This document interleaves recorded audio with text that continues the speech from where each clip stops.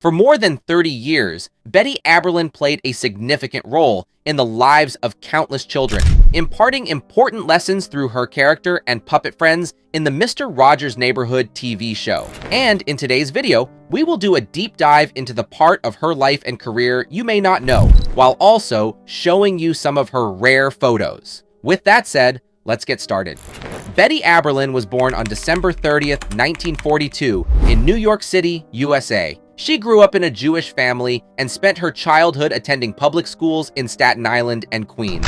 After graduating from Curtis High School, she attended Bennington College, where she pursued modern dance, literature, and art. She then embarked on a successful journey in the world of acting, gradually establishing herself as a prominent figure in the field over the years. Betty Aberlin's first appearance on stage was in 1954 when she took part in a folk opera called Sandhog at the Phoenix Theater, written by Waldo Salt and Earl Robinson, before later playing the iconic role of Lady Aberlin on the beloved children's TV show Mr. Rogers' Neighborhood. She portrayed this cherished character for 33 years, touching the hearts of kids and viewers of all ages. And a lot of things happened during this remarkable 33-year journey on Mr. Rogers' Neighborhood. One is that Betty Aberlin took a courageous leap of love, exchanging vows with Seaborn Gustavus Jones on January 13, 1973. Sadly, as time passed, their path grew rocky. For undisclosed reasons, they made the heartbreaking decision to part ways after a few years, but the details of their disagreement remained a private matter, and Betty was left alone to deal with this painful situation all by herself. It was a very isolating experience, compounded by the fact that their 10-year marriage ended without the blessing of children to share their journey.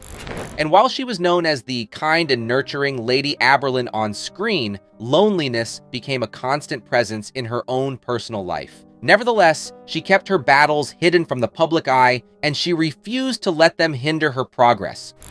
It remains uncertain whether Betty Aberlin ever tried to embrace love again after her initial marriage and heartbreak. However, she devoted the remaining years of her life to her career and achieved remarkable success. In 1975, she graced the fantasy sitcom The Smothers Brothers Show, showcasing her talents on national television.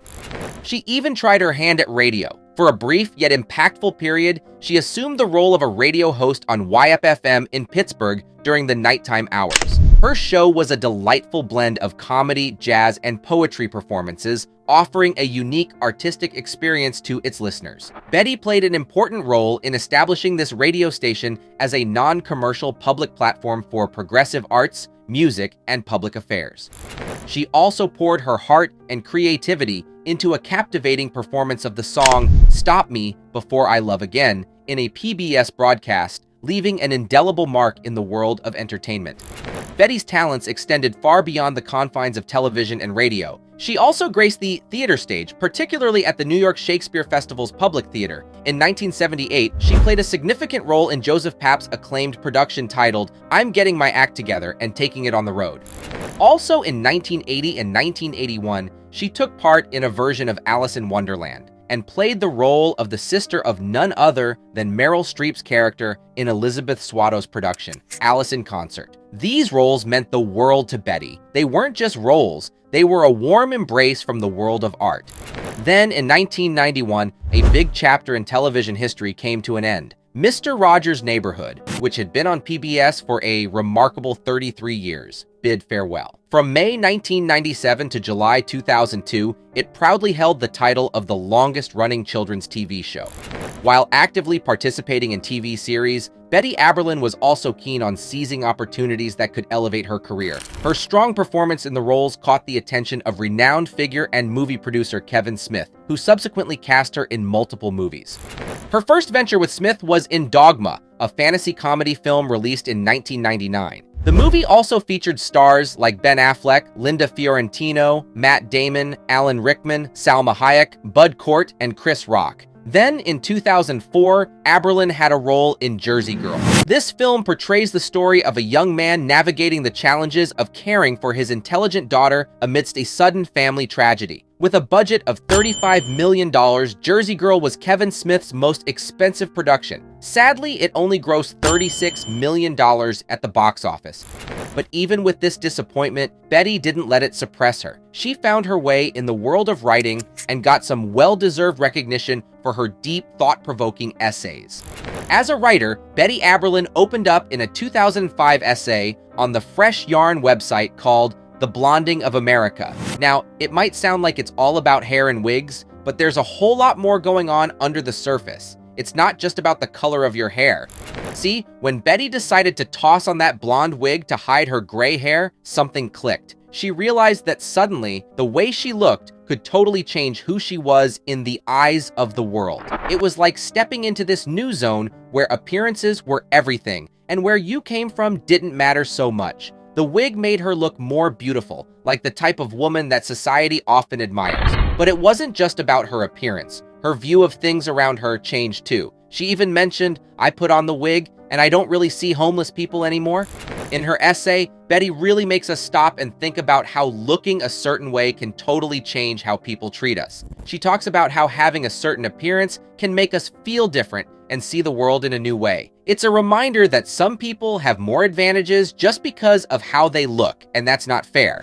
But something surprising happens in the essay. Just when we think everything is changing for the better, the story takes a sad turn. Betty shares a moment when she saw a hateful symbol, a swastika, on a school bus window. This part of the essay feels really different, more like a sad song than a happy one. It shows us that even if we change how we look to feel safe, the world can still be a hurtful place. Fast forward to 2008, and Betty Aberlin decided to explore a fresh way to convey her emotions. She put together a book of poems called The White Page Poems. It went along with another book by George MacDonald called A Book of Strife, in the form of the diary of an old soul. And here's the thing, even as she was deep into writing, Betty never abandoned her passion for acting. In 2008 and 2011, she graced the big screen in Zack and Miri Make a Porno and Red State, respectively. The first one, a romantic sex comedy, and the second, an independent action horror flick. Both struck a chord with audiences and found success at the box office. Yet, after these cinematic successes, Betty made a heartfelt decision to bid farewell to her acting career in 2011. She chose to step out of the public spotlight, leaving behind a trail of memories on the big screen. But even though she's not in the limelight today, a glimpse into her past suggests that she might still be deeply engrossed in the things she holds dear, crafting poems, creating art, and exploring the realms of spirituality.